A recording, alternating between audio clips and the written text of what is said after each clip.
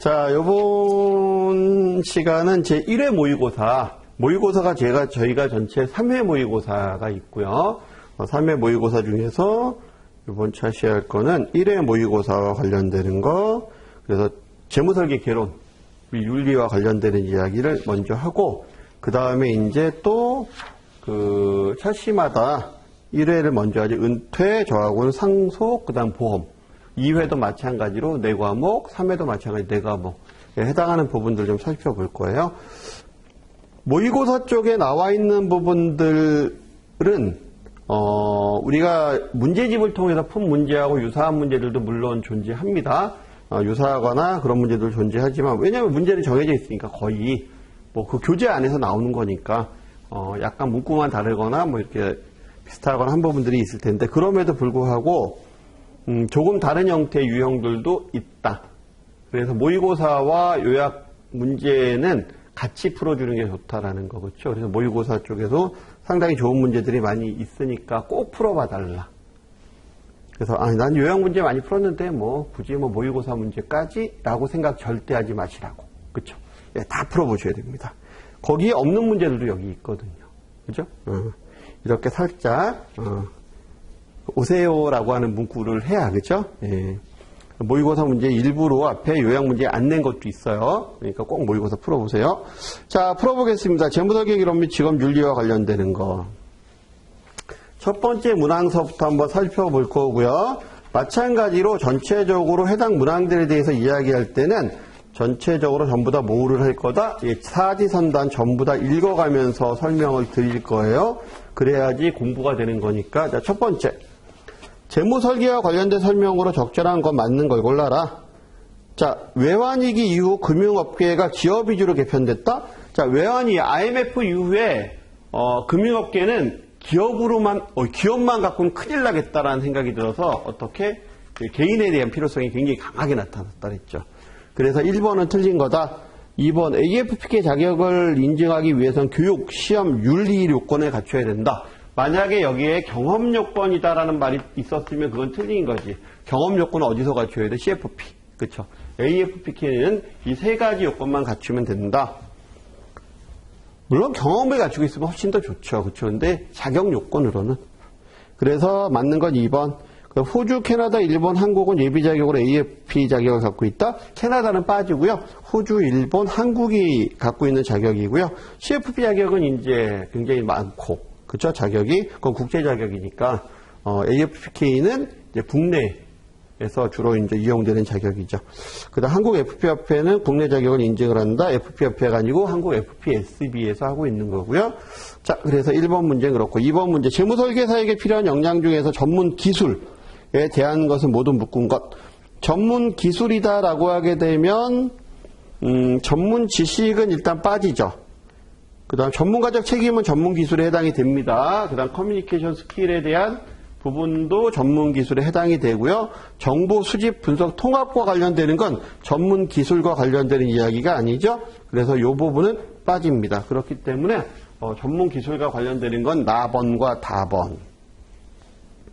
이거 이외에 업무 수행과 관련되는 부분, 그다음 인지와 관련되는 부분도 전문 기술에 해당되는 부분이죠.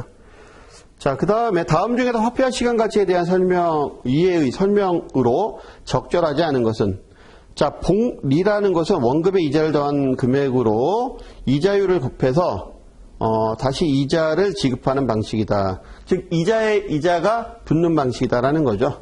복리는 이자 복리 횟수가 많을수록 만기에 수령하는 금액이 더 많아지죠. 그렇죠? 대신에 할인할수록 적어지고요. 그렇죠? 예. 그 다음에 수익률은 총 투자 기간 동안에 납입한 원금 대비 실제 이익에 대한 비율. 맞죠? 그다음 복리로 투자할 때의 이익이 달리로 투자할 때의 이익보다 기간에 관계없이 항상 높다? 항상 높은 건 아니에요. 기간이 첫 기간 동안에 해당하는 부분 달리나 복리나 똑같아요. 왜? 이자에 이자가 붙지 않았기 때문에. 근데 이자만 한 번 붙었기 때문에. 그 다음서부터는 이제 한쪽은 이자에 이자가 붙으니까 더 많아지는 거죠. 그래서 답은 4번. 자, 4번 문항 한번 볼까요? 재무설계 업무 수행 기준을 설명한 것이다. 적절한 것은, 그러면 그 칸 나와 있으니까 칸에 메꿔보라는 얘기죠. 첫 번째, 각 단계별 주요 내용, 단계별 재무설계사의 역할뿐만이 아니라 고객의 역할도 각각 설명해야 된다. 첫 번째 가는 1단계에 대한 설명이죠. 근데 가는 다 들어가 있네, 그렇죠? 나 재무설계사의 질문과 경청은 다른 어떤 단계보다 중요해지는 단계. 이거는 나번은 2단계에 대한 얘기죠. 나가 두 번째 나와 있는 건 2번과 3번 문항이 그렇게 돼 있죠. 3번 답안이 돼 있고, 자, 답안. 고객 정보의 효율적 분석을 위해서 자산부채 상태표, 현금흐름표 작성한다. 답안 같은 경우 이런 거 작성하는 거는 몇 단계에서 작성한다? 계산 및 분석 단계, 그렇죠? 그러니까 3단계에서 작성하는 거죠. 그 다음에 고객에게 이익이 되는 금융상품과 서비스를 선별해서 추천한다. 라번은 5단계에 대한 얘기잖아요. 그러니까 1, 2, 3, 5에 칸이 메꿔져 있으면 되겠네요. 그러니까 답은 3번. 자, 5번 문항 볼까요? 관련 고객 정보 중에서 정량적 정보로 적절한 것은 모두 묶은 것은. 자, 볼까요? 한번. 가번 같은 경우에 보장성 보험에 가입 내역은 정량 맞죠. 고용에 대한 상황은 아니고. 그러니까 정성이죠. 저축 및 투자 내역도 정량 맞고. 그 다음에 공적연금에 대한 내용도 정량 맞죠. 돈에 대한 이야기, 그렇죠? 위험 수용 성향은 돈에 대한 이야기는 아닙니다. 마음에 대한 이야기지, 그러니까 아니고. 원천징수도 맞고. 그러면 가다라바. 그래서 정량적 정보, 즉 돈에 대한 이야기를 한 거는 4가지. 가다라바. 그래서 답은 4번. 6번 문제 한번 볼까요? 개인재무제표에 대한 설명으로 적절한 거 맞는 걸 골라라. 개인자산은 자신의 상황과 상황 목적을 고려해서 분류하는 것이 보통이지만 경우에 따라서는 그 자산이 가진 속성이나 특성으로 분류한다? 바뀌어있는 얘기죠. 기본적으로 속성이나 특성으로 분류하고 그 다음에 개인의 성향도 고려하고 그렇죠. 예, 그런 부분들이기 때문에 1번은 바뀐 거. 보장성 보험의 경우 납입보험료 대비 해지환급금의 차이가 크기 때문에 평가 시점에서 해지환급금을 자산으로 평가한다? 자산을 평가하지 않죠. 그냥 보장성 보험의 보험료는 그냥 비용 처리하는 게 일반적입니다. 2번 틀린 거고. 상장 주식의 경우 공정가치 금액, 평가 금액으로 평가한 금액을 기록한다? 공정한 가치, 공정가치가 아니고요. 시장 가치로 해서 기록을 하겠죠. 그래서 6번 같은 경우에 틀린 거다. 그래서 작성일 종가 평균으로 기록합니다. 종가로 평가한 금액. 그렇다라고 하게 되면 뭐하고 달라요? 상속하고 다르지. 그치? 상속에서 어떻게 계산했어? 상장 주식 같은 경우에. 전, 후 2개월간의 종가 평균으로 했죠. 그렇죠? 그러니까 이 상속은 세금 계산하기 위한 거니까 이렇게 가는 거고 우리는 자산부채 상태표는 현금흐름표, 재무상태표, 재무제표 만들 때는 어떻게 한다? 그냥 당일자. 그렇죠? 해당 일자의 종가. 기준액을 가지고 한다. 작성일에 종가 평가한 금액, 종가를 평가한 금액. 자, 7번 문항 보겠습니다. 고객의 순자산 증감이 가장 큰 거래. 순자산 증가 또는 감소. 자, 자산 있고, 부채 있고, 순자산이 있으면 이거 한번 살펴보자라는 거죠. 자동차 구입을 해서 MMF 계좌에서 700만 원 인출했다. 그럼 자동차 구입하느라고 700 뺐고, 자동차 들어왔으니까 얘는 변동 없네? 그렇죠? 그러니까 얘는 변동 없으니까 순자산 증가 제로. 휴가비를 충당하기 위해서 CMA 계좌에서 300만 원 인출했다. 그러면 300은 빠졌고 그냥 휴가 가서 즐거웠고 그러니까 얘는 순자산이 300이 빠지죠. 얘가 300이 빠지는구나. 그러면 얘가 우선 이제 타겟 1번. 300만 원짜리 세탁기를 구입하기 위해서 100만 원 인출하고 200은 신용카드를 썼다. 그러면 100만 원은 빠졌을 거고 300짜리 자산이 들어왔고 부채가 200이 늘었죠. 그렇게 되면 뭐 여기도 이거보다는 그렇죠. 그 다음에 결국은 얘는 순자산 증가는 없으니까 300 나가고 300 들어온 거잖아요. 그렇죠? 그 다음 500만 원짜리 PDP TV를 구입하기 위해서 전에 신용카드 결제했고 설치비는 30만 원 나갔다.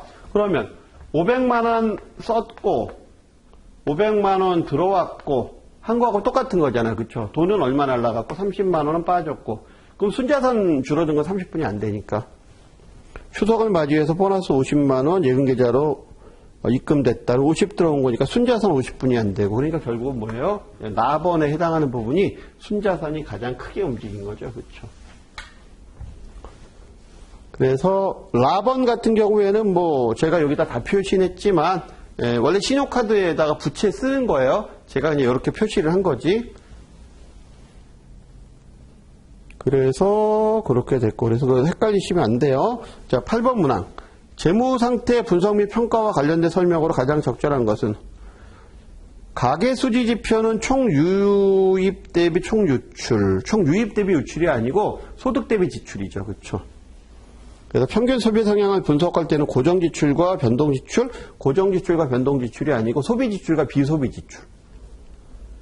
그러니까 1번, 2번 다 틀린 얘기죠. 그다음 거주주택 마련 부채상환 지표는 거주주택 마련을 위해 사용한 부채에 대한 원리금 상환액이 총소득에 차지하는 비중이다. 맞는 얘기죠. 금융투자 성향은 총소득 중에서 미래에 어느 정도 저축이 투자되느냐? 투자에 저축하고 투자하는지 이게 아니고 총저축 중에서 얼마가 금융투자에 들어가는지를 따지는 거죠. 그렇죠? 그래서 틀린 거고. 9번 문항.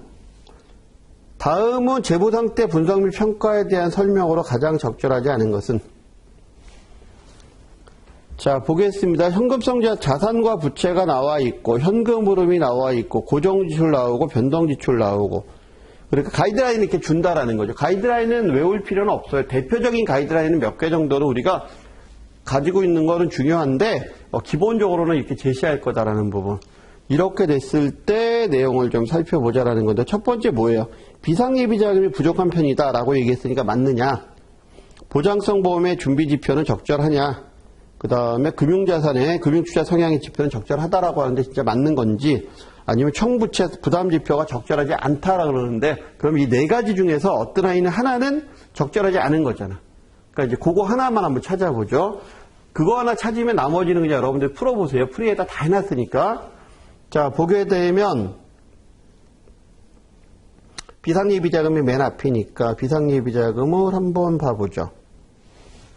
자, 이건 계산을 좀 해봐야 되기 때문에 계산기를 좀 준비를 하시고요. 저도 계산기를 좀 꺼내놓고 보겠습니다. 자, 우선 고정지출 2,500. 마이너스 소득세. 소득세가 얼마예요? 소득세가 100만 원이죠. 소득세 빼는 거 잊지 않으셔야 돼요. 그 다음에 변동지출 2,500. 그렇게 따지게 되면 요건 2,400이 될 거고 2,500이니까 4,900이 되겠죠? 4,900인데 여기에 어떻게 나누기 연간이니까 나누기 12. 나누기 11을 해줘야 되고요. 그 다음에 보면은 비상예비자금은 몇 배가 좋다라고 되어 있어요? 3배가 좋다라고 되어 있죠. 곱하기 3. 이렇게 해서 나오는 금액이 얼마냐? 자, 4,900만 원 나누기 12 곱하기 3. 1,225만 원. 1,225만 원에 해당하는 금액. 이거 준비되어 있느냐? 뭐하고 뭐해? 예, 현금성 자산과 그 다음에 저축자산으로 저축성 자산 합치니까 그게 2천만 원이죠. 그러면 2천만 원 준비가 되어 있으니까 예, 괜찮죠? 예, 적절하다. 근데 부족한 편이다라고 되어 있으니까 얘는 틀린 게 되겠죠. 그러면 나머지 밑에 나와 있는 보장성에 대한 지표라든가 금융투자 성향 지표라든가 총부담 지표에 대한 이야기는 다 맞는 얘기겠지. 그거는 여러분들이 한번 풀어보시면 좋을 것 같아요. 꼭 풀어보세요. 계산기 눈으로 보는 거하고 푸는 거 전혀 달라요. 자, 10번 문항 보겠습니다. 예산에 대한 설명으로 적절한 것, 맞는 것을 골라라. 돈과 관련된 최소한의 훈련으로 돈을 다루는 방법을 체계적으로 학습하는 것이다. 이게 예산이죠. 맞는 얘기예요. 예산은 단기적 만족을 증대시키는 능력이 있다. 단기적 만족을 억제하는 능력이 있죠. 단기적 만족을 억제를 해야 미래를 바라보지. 예산은 당장의 문제가 아니고 미래를 위해서 하는 거잖아요. 그렇죠? 그래서 성공적인 재무 목표 달성을 돕죠. 그래야지. 그래서 단기적인 건 틀린 거다. 예산은 유연하게 수립해야 하며 월 단위 수립하거나 또 연 단위로 수립하는 등 형편에 맞게 해야 된다. 월 단위로 수립하더라도 연 단위에서는 필수적으로 해야 돼요. 그래서 틀린 거예요. 예산의 재무 목표를 달성하기 위해서 필요한 곳보다 필요한 곳에 보다 적은 지출하기 위해서 아니죠. 필요한 곳에 보다 잘 지출하기 위해서 예산을 세우는 거죠. 그래야지 쓸데없는 데서 줄이고 필요한 데다 더 많이 지출할 수 있게. 그래서 답은 1번. 신용정보와 관련된 설명으로 가장 적절하지 않은 것은 첫 번째, 대출원금 이자 등을 30일 이상 연체한 경우에는 한국신용정보원에 연체정보로 등록된다. 30일이 아니죠. 그렇죠. 3개월 이상. 그래서 답은 1번이 틀린 거. 나머지는 맞는 게 되겠네요. 한국신용정보원에서는 연체정보의 등록 사유가 발생할 경우 사유가 발생한 날로부터 7영업일 이내에 연체 등록을 하게 되는 거고요. 그 다음에 금융질서 문란정보는 해제된 날로부터 5년간 기록이 보존이 되죠. 그 다음에 본인 신용정보관리회사는 2021년도부터 본격적으로 시행되는 마이데이터 사업의 필수적인 기관입니다. 그래서 그런 부분들은 전부 다 맞다. 그 다음에 12번 문항. 다음에 설명하는 제도로 가장 적절한 것. 이게 뭐냐라는 거죠. 2개 이상의 채권금융회사에 채무를 부담하고 있는 자로서 총 채무액이 15억 이하이고 채권금융회사에 대한 채무 중 어떤 하나라도 약정기간 내 변제하지 않고 병과된 기간이 30일 이하? 지극히 짧은 상태라는 거죠. 예, 이런 상태에서 도움이 필요하다라고 했을 때 도와줄 수 있는 거 신속 채무 조정. 그래서 그 다음에 이제 프리 워크아웃, 그 다음에 개인 워크아웃. 이게 이제 그 사적 분야에서고 공적 분야에서는 개인회생제도, 그 다음에 파산제도. 그렇죠. 그 다음에 13번 문항 볼까요? 주택연금. 주택연금에 대한 가입 연령은 근저당권 설정 일자를 기준으로 주택 소유자만을 대상으로 한다? 아니죠. 이 부분은 틀리다. 그렇죠. 주택 소유자 또는 배우자가 일정 연령 이상인 경우. 그렇죠. 예, 그렇게 됐을 때. 그래서 소유자만은 아니다. 그 다음에 우대형 2번, 3번, 4번은 맞는 건데 그럼에도 불구하고 읽어봐야 돼요. 우대형 주택연금의 대상 자격은 주택 소유자 또는 배우자가 기초연금 수급자여야 돼요. 연령 65세 요건 이외에 기초연금 수급 요건을 갖춰야 돼요. 그래서 2번 맞는 얘기인데 거기다 제가 더 얘기해 준 거예요. 그 다음에 보유 합산주택, 주택의 합산 가격이 9억 원 이하인 경우는 다주택자도 가능하다. 그 다음에 노인복지주택은 확정기간 방식을 선택할 수 없다. 네, 다 맞는 얘기죠. 자, 그 다음에 설명하는 내용으로 적절한 것은 해서 그 DTI와 관련되는 이야기죠. 자, DTI와 관련되는 이야기. 자, 보겠습니다. 한번 신DTI와 이제 기존 DTI를 구분할 수 있는 부분들이 있으면 돼요. 자, 거기 가로는 DTI인데 신DTI죠. 답은 4번. 모든 주택 담보대출의 원리금 상환액 플러스 기타 부채의 이자 상환액. 요게 이제 모든 주택의 원리금 상환액 플러스 나머지의 이자 상환액을 계산하는 거. 이게 이제 신DTI고 여기가 모든 주택이 아니고 해당 주택이라고 써 있으면 그냥 DTI. 그래서 기준이 강화가 되면서 이제 모든 주택에 대한 부분으로 바뀌었다 그랬잖아요. 공식 하나 정도는 꼭 알아두셔야 돼서 LTV와 같은 경우에도 잘 알아두셔야 되겠죠. DSR도 마찬가지고요. 자, 그 다음에 설명하고 있는 원칙으로 적절한 것은 일반 금융 소비자 재산 상황에 비춰서 부적합한 상품이나 서비스의 계약 체결 등을 권유하는 것을 금지하고 있다. 자, 권유에 대한 금지. 권유. 그래서 이 사람의 상황을 봤을 때 이런 거 하지 말라라고 해야 되는 거. 그러니까 하라고 하면 안 된다는 거죠. 결국은 상품 이런 사람한테 권유하지 말라. 이건 뭐야? 적합성의 원칙. 그렇죠? 본인이 하시겠다라고 왔을 때 우리가 권유 안 했는데 하시겠다라고 왔을 때 안 하시는 게 좋을 것 같은데요 하거나 그걸 설명하는 거. 그건 적정성의 원칙. 그렇죠? 적합성과 적정성은 내가 권유를 하는 상황에선 적합성 기준이고요. 그 다음에 권유하지 않았지만 상대방이 하겠다라고 하게 되면 적정성의 원칙이 해당하는 부분을 지켜야 되는 거죠. 자, 16번 문항. 세무사와 관련에 대한 설명으로 올바른 것만 묶은 것은 단순한 조세 상담이나 자문은 문제 발생 가능성이 크지 않다. 그렇지 않아요. 그렇죠? 그렇기 때문에 가번은 틀린 거. 세무 대리행위는 무보수라고 할지라도 처벌 대상이 될 수 있어요. 그래서 나번은 맞는 거.